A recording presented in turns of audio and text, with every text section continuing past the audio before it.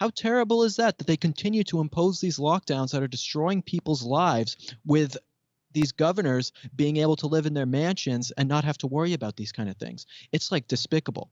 It's truly despicable. Warning, censorship. Warning, censorship.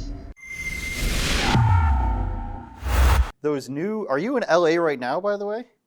Yeah, I live over in Hollywood. Okay. And PragerU's based out of LA. Very progressive of you, Will. Very much so. These new LA restrictions, have you read them? How do you feel about them? I can just read off some of the ones that I was reading earlier. If you're not exempt, all travel, including without limitation, travel on foot, bicycle, scooter, motorcycle, got to get scooter in there, automobile or public transit is prohibited. I could have asked you months ago if they've gone too far. How do you feel about these new ones? It's funny when you read those regulations. I was just talking with some people at the office today. I said, well, they didn't mention unicycles, so I guess I'm good with that. I'll be riding that around to everywhere I need to go. Yeah, exactly. But it's like, I mean, it's absolutely ridiculous. To think that we need to shut down Los Angeles again it's crazy. They're going to shut down the whole state again for a virus that has a 99.5% survival rate. 99.5%. In 1958, there was a flu. In 1968, there was a flu. And people, about the same deaths comparable in America, people died during that time as the same now. But they didn't shut businesses down. They didn't shut things down. They knew that this is a virus, and that's what happens when you have a virus. You do everything you can to make sure that it doesn't continue to spread and you be safe, but you don't shut down life. These people in these leftist cities in America are shutting down life. Amazon tripled its profits in the last 3 quarters, while small businesses across America are suffering and going under. I mean, a third of businesses in New York and New Jersey have now shut down. How terrible is that they continue to impose these lockdowns that are destroying people's lives with these governors being able to live in their mansions and not have to worry about these kind of things? It's like despicable. It's truly despicable. Just to make sure we need the COVID warning on this video, I'm going to ask you, I'm starting to think that less of the conspiracies, we hear the reset and the build back better conspiracies.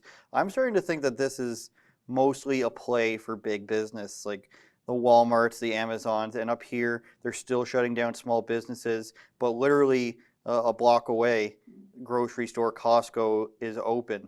I'm starting to think that that was the plan here, was to shut down small businesses as long as possible, and along with that, you have to do the restrictions and the mask rules and everything, just so we can continue this lining of certain industries' pockets. And the politicians there where you are, man, and there's certainly almost everywhere politicians that are breaking their own rules, but for this guy to go on TV and say, oh, the spirit of what we're going for has been broken by me lying about it being outside. What was your first reaction when you saw that?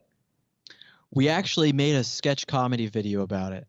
It didn't end up getting released, but we made a sketch comedy video about just how ridiculous these politicians are. Nancy Pelosi getting her hair done, Gavin Newsom going to a Thanksgiving dinner, this LA County supervisor banning outdoor dining, then going and outdoor dining hours later, literally hours later. These people are ridiculous. They impose these restrictions on us, and nothing makes me more mad than seeing these politicians who put these things on us go and break them themselves. Either you don't care about people's safety and you go and do it anyway, or you're a fat liar who's totally fine with lying to the American public. It's like either or maybe it's even both. I think it's probably actually both.